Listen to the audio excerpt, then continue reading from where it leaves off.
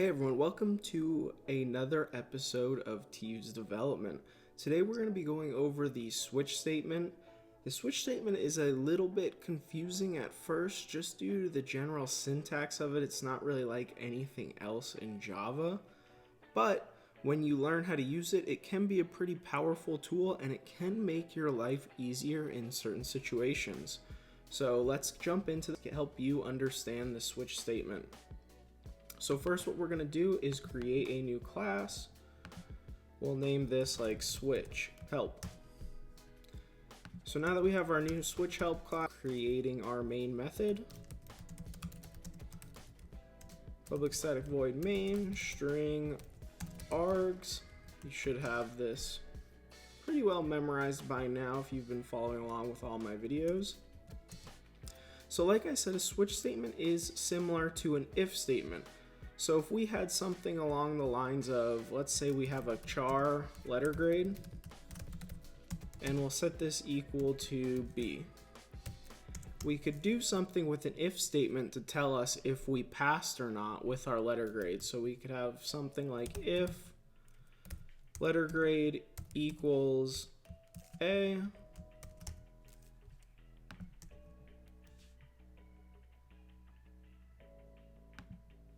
then we could say system.out.println you passed with ease. And then we could do the same else if letter grade equals B.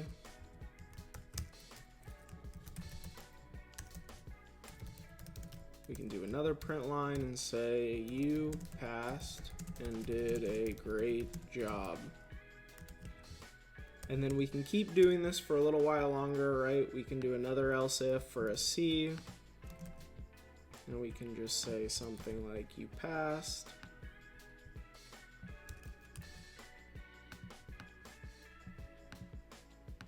And then we still have two more grades, right? We still have the D letter grade, the F letter grade, and then we can have our else saying that you did not enter a correct grade.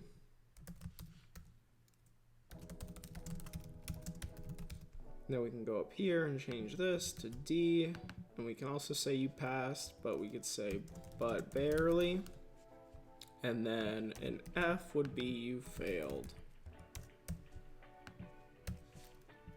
So we went through all the trouble of writing out all these if statements, right? So if we run this now,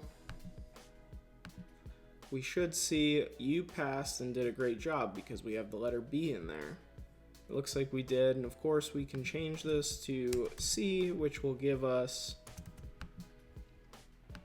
that you passed, and you get the point since you already know if statements. What if there was an easier way to do this to where when we know that we're going to have a ton of if statements, maybe not just this many, but 100 if statements or so, we don't want to go through and write if, else if, all the way down to your else. There's this thing called a switch. So like an if statement, the way you start this is writing switch, parentheses, and then brackets. And inside this switch statement, you are going to take in what we're going to compare against. So in our if statements, we had letter grade that we were comparing against down the whole way. We're going to take our letter grade and put it into our switch statement. Now this is where it gets a little bit confusing to people because this syntax isn't really like anything else in Java. We're going to do case and then our case. So for here we would do A, and then a colon. And then we would do this. We would print out what we want if we hit this case. And we would break. So as of right now, the functional difference between this switch and this if statement are exactly the same.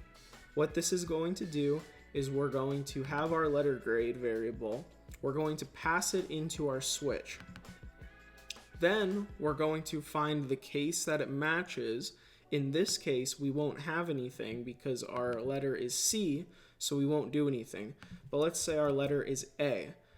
We would come in, we would match our case A. This is essentially doing it is letter grade equal to A, right? And then we will print out you passed with ease, and then we will break out of the switch statement.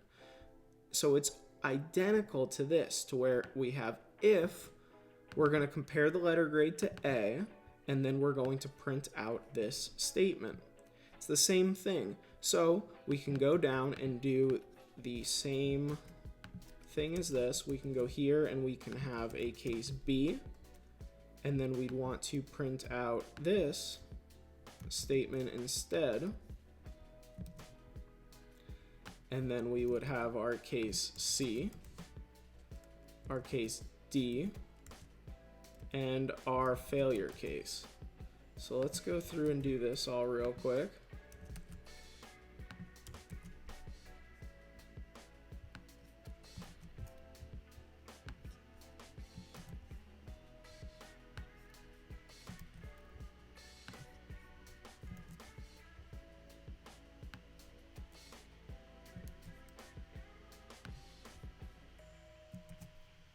Great. So let me lower this a little bit and so you can compare the two. They look almost identical, correct? We have A, B, C, D, and F. Here we're just going to be comparing A, B, C, D, and F. One thing you may be wondering is how do we do this else statement here, right? So we know in an if statement that else statement's going to mean that nothing else can happen, right? We're at the end of our if statement. We figured out that we don't compare to any of these successfully, so we're just going to print this out. In a switch statement, we have something called the default case. The default case is going to run if and only if we don't get a match in any of our case statements. So how we do this is we will do default, and then we don't give it any parameter per se because it's going to run if for all parameters that don't match up with these, and then we can do this down here, invalid letter grade.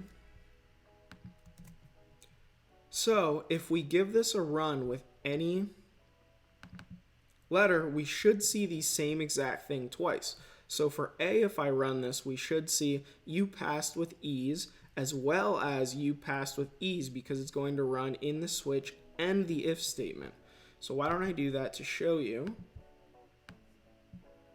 You passed with ease, you passed with ease, and it should be the same thing if I put in, let's say, F. Yep, you failed.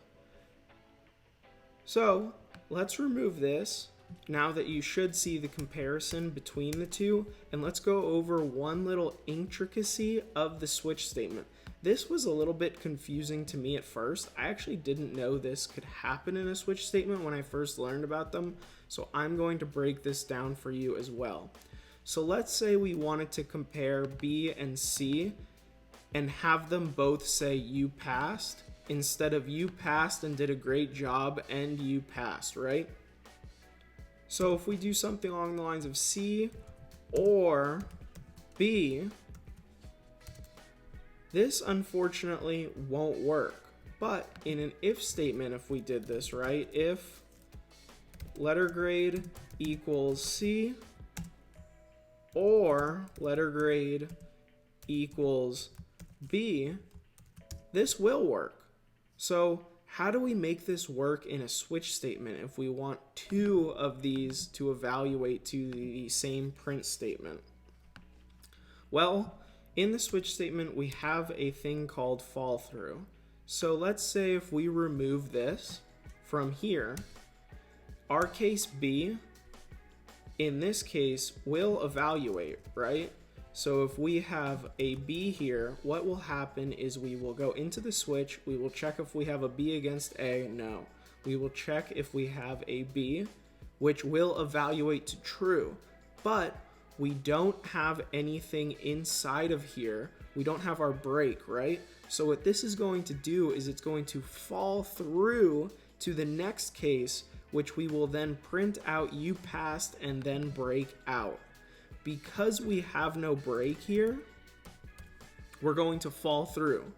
So for example, if we run this with the break, we are not going to print anything. So let's go ahead and run that, and you will see nothing printed out. But if we remove this break, we're going to hit this B case, and then we're going to fall through into the next case, which is the C case of you passed. So if we run this now, we should say you passed. Now you have to be careful with this, because say we miss this break again, we will keep falling through until we hit a break point. So in this scenario, we will print out you passed but barely, and you failed. So let's go ahead and give this a run to see how that works. See how we're printing out all of these different things for the B case? It's because we are falling through into each of the next cases because we're not breaking out. So always make sure that you are putting your breaks inside of your case statements when you need them to be there. I hope you learned a lot about the switch statements today. As always, if you learned anything new, please like the video because it helps our channel grow.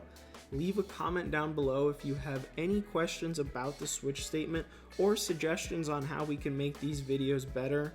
Also, subscribe, as it really helps the channel grow, and you will get our new videos pushed directly to your inbox every single week. I hope this helped you out, and we'll see you next week.